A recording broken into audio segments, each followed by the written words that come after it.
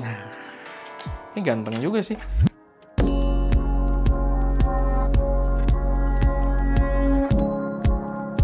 Halo semuanya, selamat datang channel SM Media dengan gue Erwin. Dan pada video kali ini kita dapat kesempatan buat nyobain kamera terbarunya Nikon, yaitu adalah Nikon Z6 Mark III. Dimana di video kali ini gue belum mau bahas terlalu mendalam. Di sini kita pengen unboxing dulu aja, serta impression awal gitu ya, sambil mungkin gue bahas tipis-tipis tentang yang gue tahu dari review-review di luar sana gitu. Jadi thank you buat Nikon Indonesia karena kita dapat kesempatan, tapi kalian perlu note juga ya, kita sangat cepat dapat kesempatannya, jadi nanti mungkin pembahasannya juga nggak terlalu lama dari video ini tayang mungkin gitu ya. Tapi ya biar mungkin sedikit alasan ya kalau pembahasannya nggak terlalu dalam dan sebagainya, karena waktunya sangat-sangat singkat. Tapi harusnya ada beberapa video juga di Indonesia ya yang dipinjemin kamera ini, tapi sama, kita dipinjemin sama-sama cukup singkat. Tapi semoga aja bisa cukup mewakili lah gitu penasaran kalian. Oke, yang gue buka di sini tadi gue belum bahas ya. Ini adalah Z6 Mark III 24-120 kit. Jadi lensa yang didapat adalah 24-120 mm. Ini adalah kameranya, dan ini adalah kamera yang menarik karena kalau kalian ingat, ini jadi salah satu kamera yang apa ya, unik, beda dari yang lain. Karena kamera ini memanfaatkan teknologi yang disebut, wah ini capnya miring nih, atau kita gini. Nah, jadi kamera ini menggunakan teknologi yang disebut partially stack sensor. Jadi keunikan kamera ini adalah speknya tuh kayak tinggi banget, tapi dia sebenarnya berada di jajaran mid range, berada di jajaran tengah. Dan hal itu bisa terjadi karena dia tidak menggunakan fully stack sensornya juga. Karena kalau fully stack sensor itu bakal mahal. Dia di sini coba untuk gabungin jadi partial stack sensor. Ada bagian yang stack sensor, ada bagian yang sensor normalnya. Mungkin kalau kita lihat aja, harusnya sih kalau kita lihat aja ya nggak kelihatan juga ya, sama-sama aja gitu. Intinya adalah sensor full frame, tapi itu jelas bikin gue agak penasaran nanti implementasinya. Dan kita sambil lihat dulu aja, kita keluarin dulu ya semuanya. Ini lensanya kayaknya kit yang ini oke juga sih, nggak terlalu gede juga ya untuk sapu jagat banget gitu, 24-120, jadi gue rasa lumayan oke. Ini ada lens hood, dan juga ada strap yang gue sih jarang pakai ya, lens hood juga jarang pakai. Lalu pastinya ada baterainya juga di sini. Ekspektasi gue sih harusnya baterainya sama ya sama tipe-tipe Z full frame yang sebelumnya, cuman gue nggak hafal juga gitu ya. Gue bukan pengguna Nikon yang cukup sering. Kurang lebih itu di dalamnya. Nih ada beberapa aksesoris juga nih, kayak pegangannya kabel gitulah. Namanya gue nggak tahu, tapi biar kalau kita naruh perkabelan kayak kabel HDMI dan lain sebagainya, dia harusnya ada pegangannya gitu. Kabelnya nggak ketekuk di portnya. Lalu di sini kita dapat USB Type-C juga, tapi kita tidak dapat charger baterai ya. Karena gue yakin ini kebanyakan kamera sih sekarang udah begini juga ya. Karena dia baterainya udah bisa dicas via USB Type-C gitu. Sorry, ngecasnya via kameranya gitu. Kita taruh ke kameranya, kita colok via USB Type-C, bukan di baterainya. Karena biasanya baterai yang ada USB Type-C-nya tuh udah pasti third party gitu ya. Kita lihat kameranya. Baterainya dulu, gue nggak tahu kenapa gue ngomong kameranya, tapi gue malah mainin baterainya. Nah ini baterainya, kita lihat kameranya sendiri, ganteng ya. Z ini juga dia soalnya mountingnya lumayan gede ya, dibandingkan kalau kalian biasa pakai kamera full frame-nya Sony, itu mountingnya nggak terlalu gede dia. Sedangkan kalau kalian kayak nyobain punyanya Z, punyanya RF, itu mountingnya gede-gede, dan Z ini termasuk yang paling gede sebenarnya, dan kelihatan ganteng banget. Khas Nikon juga bentukannya ya, nih ada si garis merah ini, gripnya enak banget di tangan, dan nih ada mic dan juga headset output gitu ya, mic input, headset output, HDMI-nya dia pakai full size.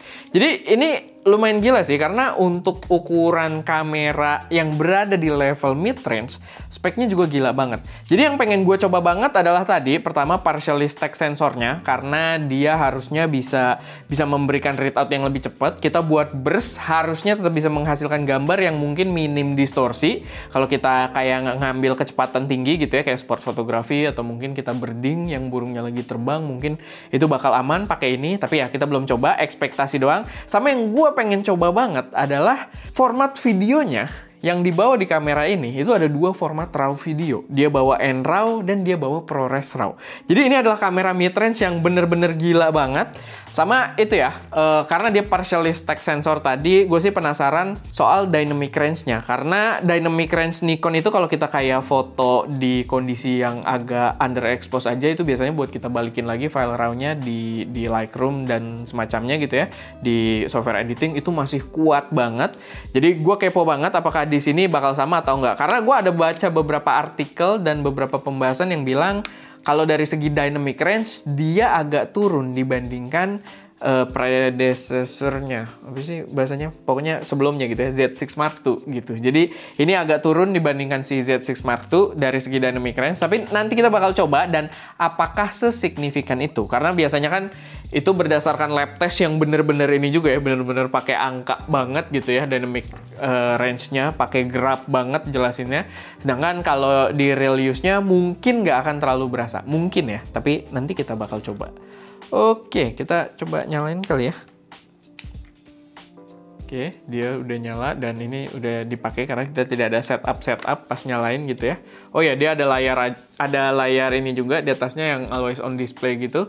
Dan memorinya dia ada SD dan CF Express. Kayaknya Type B deh itu. Jadi komplit banget nih, mid range full frame.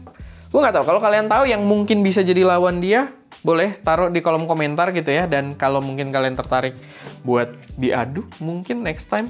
Tapi nggak mungkin di momen kita minjem ini sih, karena ini sebentar juga. Tapi ya, nah biasanya suka terbalik muter ininya nih. Kalau nggak terlalu sering pakai Nikon ya. Nikon soalnya yang arah puternya tuh beda sendiri dia.